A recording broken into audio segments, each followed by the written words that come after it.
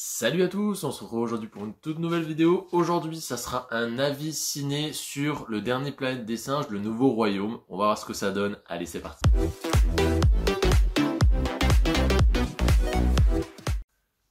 Alors, la Planète des Singes, le Nouveau Royaume, donc nouveau film Planète des Singes qui reprend la suite des 3 derniers qui étaient sortis. Je crois que le dernier était de 2018-2019, donc ça fait déjà une paire d'années quand même.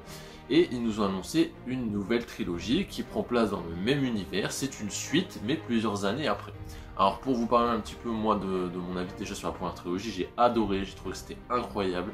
Que ça soit le traitement des personnages, etc., l'origin story, le casting, les effets visuels avec les singes justement en motion capture, etc., sur des humains qui sont juste incroyables. Donc j'attendais énormément ce 4e épisode au final. Alors, en gros, pour vous faire un résumé, donc on est aux alentours de 300 ans après le dernier épisode. Donc ils disent pas vraiment 300 ans, ils disent plusieurs générations. Donc là, c'est un peu vague.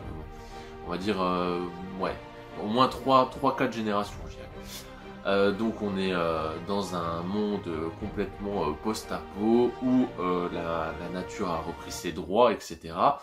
On est sur une planète qui a les singes qui sont vraiment bien développés, mais ils sont pas encore ce qu'ils étaient dans les premiers films des années 50. C'est pas vraiment les singes qui dirigent. On va dire qu'ils prennent du galon et les humains descendent dans la chaîne alimentaire.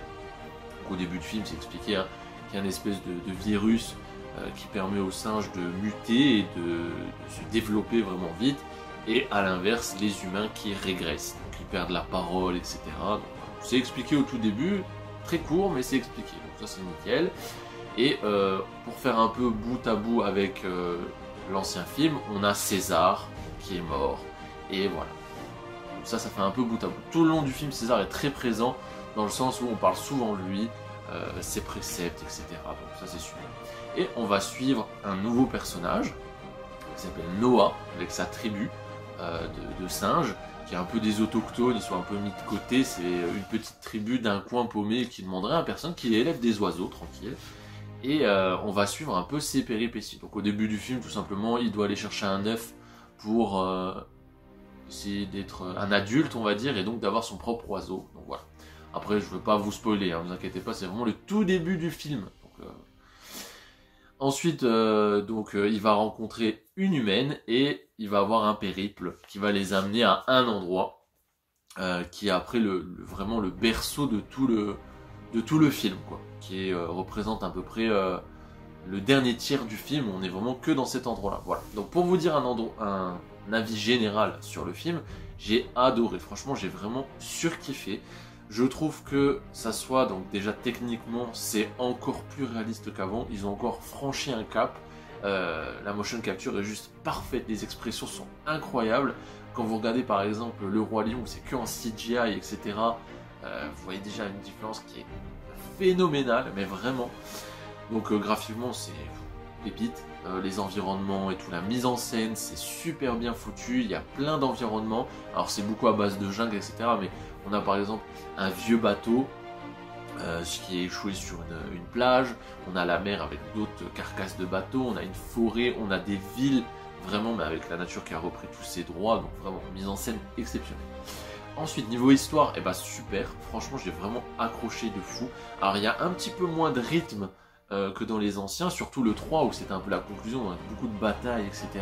Là, beaucoup moins, effectivement, on pose les bases, beaucoup de dialogues, etc. Donc voilà, aussi Noah ne sait pas trop, ne connaît pas vraiment César, il n'a pas les préceptes, etc. Tout ça se sont un peu perdus au fur et à mesure du temps.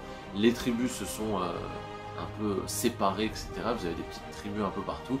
Et il y en a qui connaissent pas du tout l'histoire de César, des anciens, etc. qui étaient très proches des humains. Donc voilà, il y a beaucoup de trucs aussi qu'on apprend au fur et à mesure du film, etc. Donc là, ce que je trouve vraiment très fort au niveau scénario, c'est qu'il n'y a pas de gentils, il n'y a pas de méchants. Les humains sont pas méchants ou gentils, les singes sont pas méchants ou gentils. Voilà, il y a vraiment une double lecture et c'est hyper bien écrit, ça n'est vraiment pas à discuter.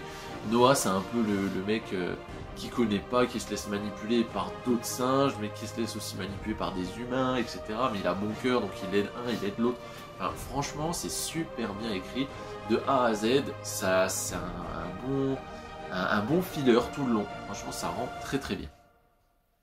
Ensuite, niveau bande son, eh ben, franchement j'étais très surpris, elle est vraiment excellente. Alors elle passait bien dans la première trilogie, mais je trouve que la bande son c'était très bien au 1, un peu moins au 2, au 3 c'était pas mémorable, je m'en souviens même pas pour être honnête.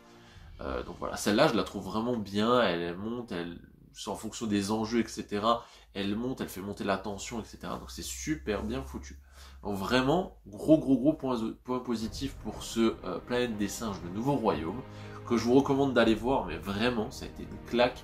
Pour ceux qui aiment la première trilogie, bah là, vous n'allez pas être perdu, c'est vraiment très très bien. Pour ceux qui aiment les anciens films des années 50, etc., pareil, il y a plein de trucs qui sont très... ça concorde, quoi, vous voyez. Évidemment, à l'époque, les singes avaient vraiment pris le pouvoir, etc. Là, on n'en est pas encore là. Les humains et les singes, ils sont à peu près 40-50, 50-40, vous voyez, en fonction des plans, des scènes, etc. Mais voilà, vous ne serez pas perdu. Si vous aimez la planète des singes, je pense que vous allez apprécier le film. Il dure 2h20. Alors, à certains moments, c'est un poil longué.